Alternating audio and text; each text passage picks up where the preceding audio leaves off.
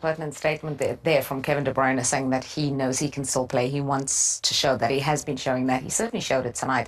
Hard to believe that he won't be a City player come the end of the season. Yeah, very, very hard. If I'm thinking for myself or being selfish, I would just give him the year without any hesitation, because even if you think that he might not be able to do it, there's stuff that he does bring to the game. Not many people can do in football right now. So to let him walk away and possibly end up at, say, a Liverpool or somebody that's a rival against you would in many ways could be more harming. Can you see that happening? I don't see him staying in the Premier League. I think he spent so long there now. I think he could do a job in the Premier League, but I don't see him staying in the Premier League. When I have been asked him, I something keeps calling Bayern Munich to me. Yeah, that's what I kind of see. Yeah. Well, it was the difference again tonight. Kevin De Bruyne, goal number 108 in a Manchester City shirt. Let's take a look at it, and you'll talk us through this one, Tim. Yeah, Doku gets the ball with first the press. Kevin talked about the press, and it bounces into him. He knows now there's an opportunity. You know, it's like when he plays football like he plays snooker. He's always ahead of time. His positional play is absolutely magnificent. And when he gives that ball to Doku, he knows there's a chance he's going to go 1v1. And he just gets himself into the area. Andre does his best to get back and help out Doherty there. And gets on the inside. So Doherty now cannot let Doku go down the outside. But he ends up letting him go there. And Kevin just loiters around the penalty spot and just slots it home. Look at the reaction from Gomez. He knows that he'd done all he could to help out his fullback there. And once that finishes on the penalty spot to Kevin De Bruyne, it's going to end up nowhere else, Sean.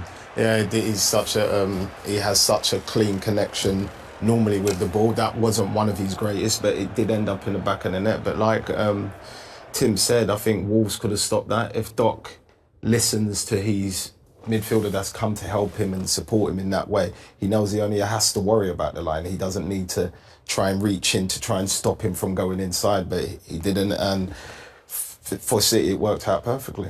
It absolutely did, and it was critical timing for them as well, because Wolves had started the better of the two teams. They had the better of the opening opportunities, but didn't make it count. Yeah, and that's what happens when you go to places like City and the clubs that are like so successful.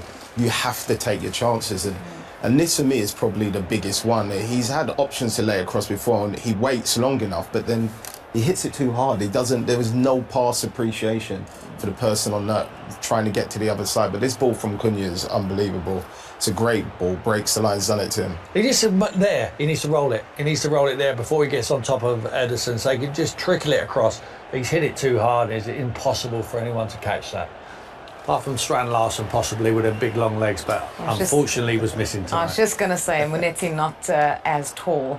Ait Nouri then also hit the post. These are the early chances from Wolves, just to prove what we were saying. Cunha and Ait Nouri, this combination there. I think Cunha actually stands on that ball for Ait Nouri. He has two bites of the cherry there, and fortunately from City's point of view, Guardiola was in the right place at the right time when it beats Ederson.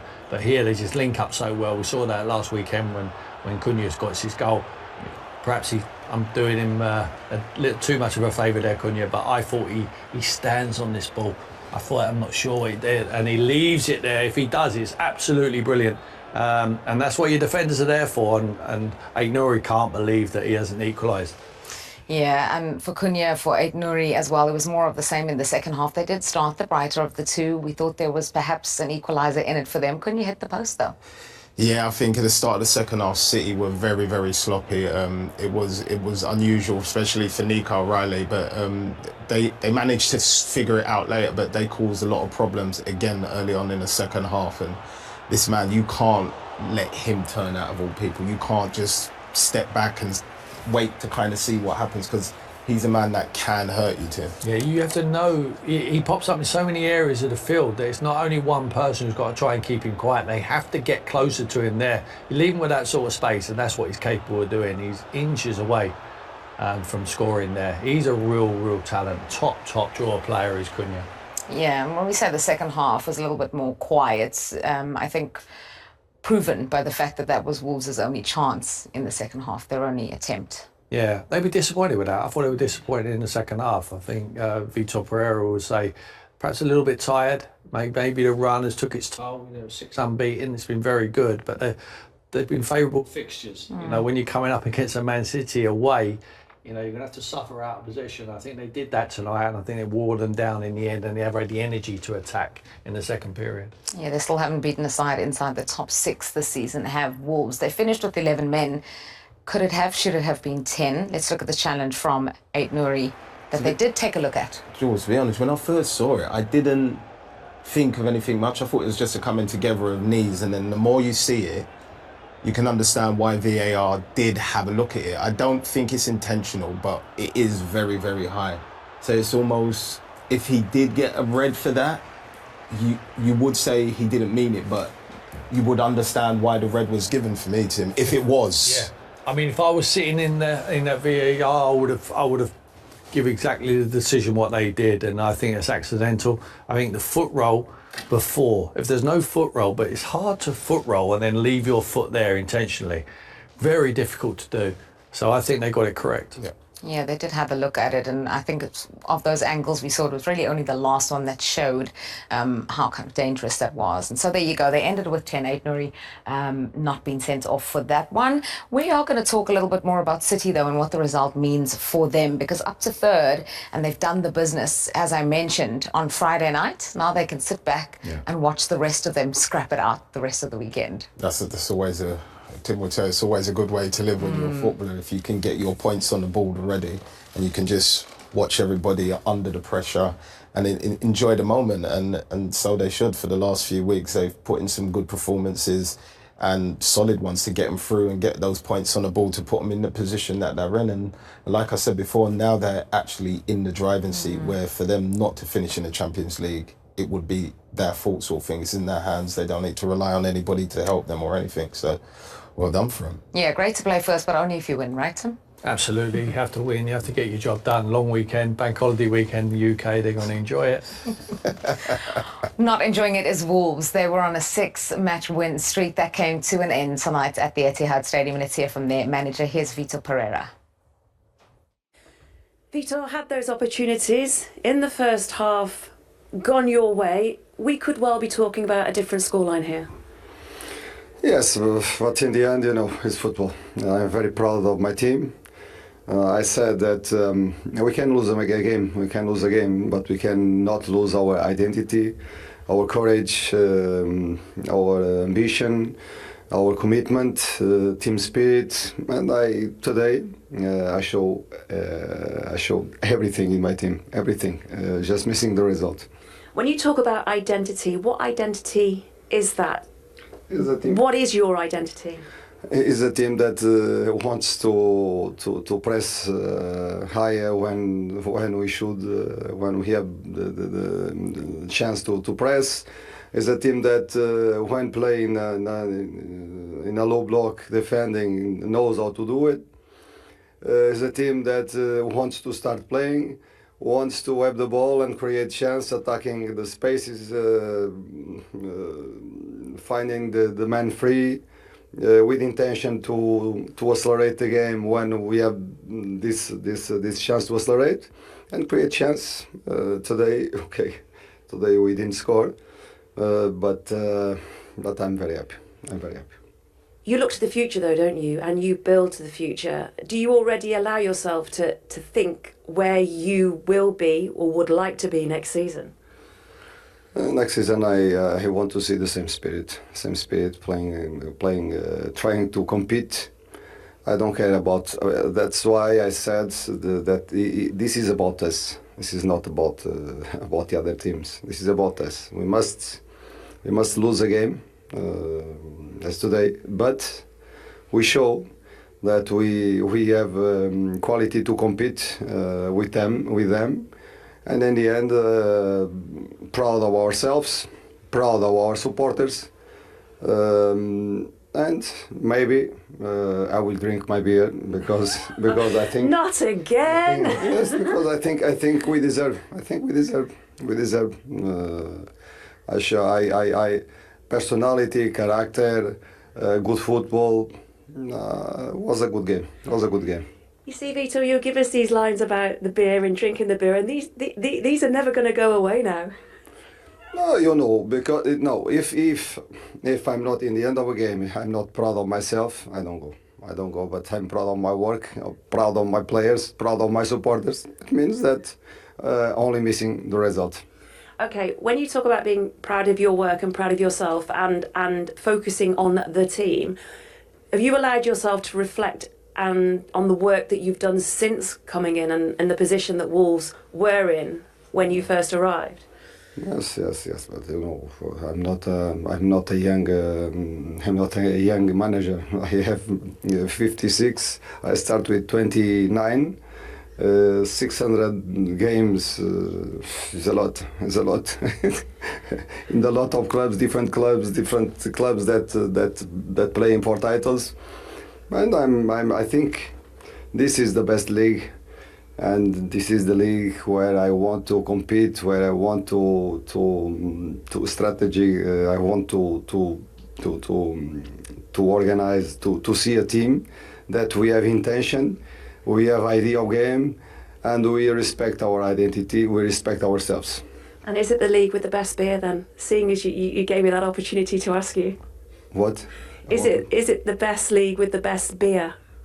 No, the beer is not important. The people are The people.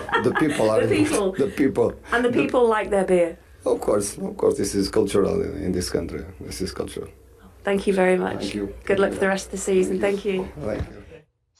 A lot of talk about beer there. I know he said points before pints, but Vitor Pereira's confirmed he'll still have a beer tonight.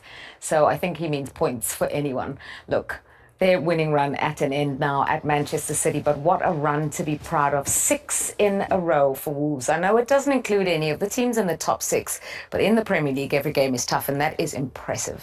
Yeah, it's a very impressive run. Like I say, for teams, even the ones that are up there in the Champions League or winning the titles, to win 6 on the bounce is a big accomplishment, because you can always draw games. Like City could have just drew that game just then, and maybe not because they wasn't necessarily playing well, but because Wolves had a chance and they took theirs, and City kind of missed the rest. So for me, the way they've done it is a massive achievement, and it's something for them to be proud of. Vitor's done an incredible job since he's taken over there. His job would have been to keep him in the Premier League. They are 20 points from the drop as we speak. 20 points clear. That is unbelievable. So congratulations to him and Wolves. Speaking of points, enough for Pep Guardiola's side tonight. All 3 to move up to 3rd in the Premier League. Let's hear his thoughts on this victory. Here's the Manchester City manager. Pep, congratulations. Seems to be a good groove that the team are back into now. Sorry? It seems like the team are back in a very good groove now. Yeah, if you analyze the result, yeah.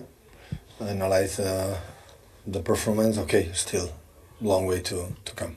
Okay. Good to have Erling Haaland back on the bench. I know you didn't need him, but obviously a sign that his recovery is on target and could still play a part in the closing. It's really good to have him here, really good. Not the first time that Kevin De Bruyne has scored a winning goal for you. Who knows, it might be his last goal at the Etihad, but you know, those moments so often over the years. We'll have another game here. No, but that's what I'm saying, who knows, it could be. Hopefully it's another one. Yeah, I'm really pleased with his contribution, you know, he's going to help us in Crystal Palace 0-2 down.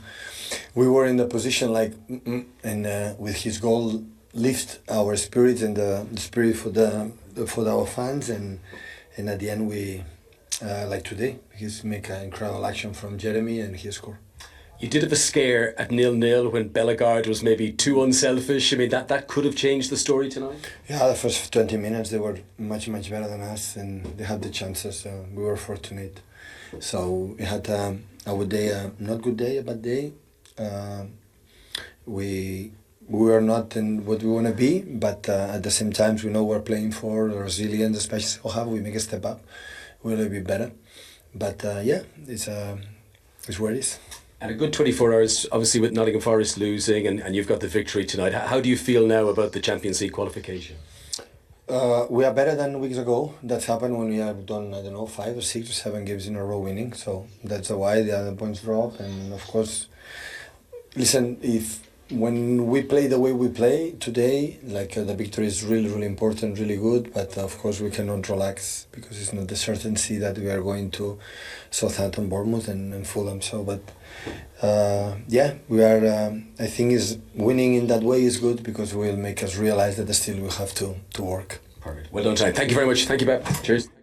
Yeah, up to third now are Pep Guardiola's Manchester City, looking at that last 5 results on a 5-match winning streak in all competitions. Critically for the City boss, though, he said, we're better than we were a few weeks ago, but we cannot relax.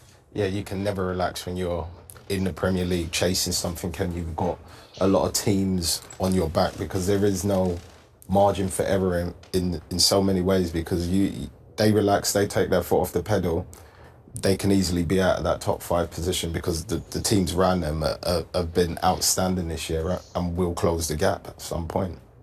I think they go unbeaten now to the end of the season. I think then in that groove, Kevin talked about the groove, and it must be mentioned in that dressing room. Got a lot of players coming back now. We're going to see Rodri before the end of the season. We're certainly going to see Erling Haaland. And they got a lot of players in reserve day, likes of Foden, Grealish, Silvinho. They got players. They got all their squad back to fitness. They're going to go unbeaten for me. So forget about catching Man City if you're Nottingham Forest or Aston Villa. Yeah, you and the Opta supercomputer give them a 98% chance now of qualifying for the Champions League. This is the state of play in that run-in the battle for top 5, and it's City now who've moved into third after Forest missed the chance to do that by losing to Brentford. Newcastle are 2 points behind them, then Forest, as I mentioned, and Chelsea both on 60 points. Aston Villa a further 3 behind, so not out of it at all. City play Southampton, Bournemouth and Fulham, but as Pep said there, not easy, not guaranteed. Nothing's never guaranteed in football, but if we're talking, like, you expect City to win all of those, especially the home one. They normally do really well. Fulham, I think they win, but could be a bit tricky as well. But Southampton, you expect them to pick up another 3 points there. They got the easiest fixtures out of everyone, haven't they? You know, are we actually playing this game again? I mean, I keep changing my mind every time we do this, but when you look at the fixtures there, I just think it's difficult for Chelsea. Chelsea, really 100%. I think the fixtures are difficult. And it might be a pivotal game, the last game of the season against Nottingham Forest. For me, I think Aston Villa can go unbeaten, you know, because Tottenham and Manchester United both got 1 foot in the Europa League final, so that could play into their hands where they could change their team up, play a reserve side against Villa, and Villa have got a good side themselves, so they're going to be right in the frame as well. It's hard to call, Jules, it really is, but for me, forget about Man City. I think Arsenal, Liverpool and Man City have got the top 3, and I would even think City might even chase Arsenal down. You haven't told us who's going to miss out, though. Yeah, I'll leave that to Sean. That's why I brought him in. He makes the big calls. Sean, you're up. I don't know. I think I've said in the past, I think Forest might be the other team that kind of fall away. Yeah. Which I'll be gutted about, because they've been in great form until of recent, and this is the time you don't really want to lose that form. But in the few games that I've seen them play, they've looked a little bit tired and leggy, and which isn't like them. And I saw something Nuno said as well. He just said he wasn't happy. He's very concerned. So for him to be saying that, he's seeing things as well. Isn't it crazy to think that Nottingham Forest season will be disappointing at the end of it because they haven't qualified for Champions League? If you told them at the start of the season you'd be in the running for Europa League, for Europe, they would have taken it. But after the season that they've had, it's changed the narrative a bit. For me, I'm gutted they haven't done it. But for me, their season has been outstanding, and for them to finish in Europe, period, is a massive achievement, because although they were there, you could kind of say everyone would say they've overachieved in terms of they don't make that many chances, but their conversion rate to the chances they've made have been unbelievable. Yeah, so Forest missed the opportunity. No such problems for Kevin De Bruyne and Manchester City. A 1-0 win tonight. Goal number 108. A great way to say farewell to the Etihad crowd. It may be his last one. He's still got one more game there. I'm sure he'll play in that last game. We'll play some part of it. He needs the ovation. He deserves that ovation. He has been a top player, and we thank him for everything he's given to the Premier League, if it is to be his last one. Absolutely. A match winner tonight, Kevin De Bruyne, as Manchester City move up to third in the Premier League. Just the start of the weekend's football, though. We hope you enjoy it. Thank you, Sean, and thanks to Tim. We'll see you all the rest of the weekend. Bye-bye.